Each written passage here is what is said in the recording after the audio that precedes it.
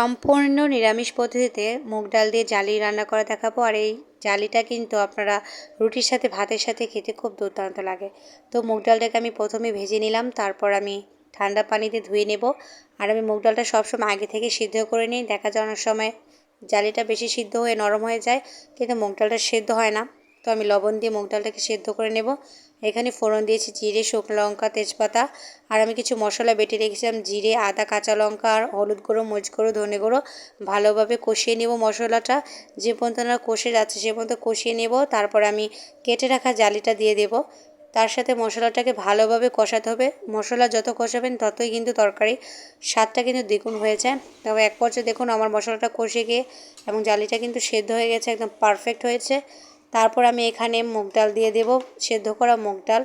আর কিছু পরিমাণ চিনি দিয়ে দেবো। নিরামিষ রান্না থেকে একটু চিনি দিয়ে দেন, তাহলে খেতে কিন্তু আরও টেস্টটা অনেক বেড়ে যায়।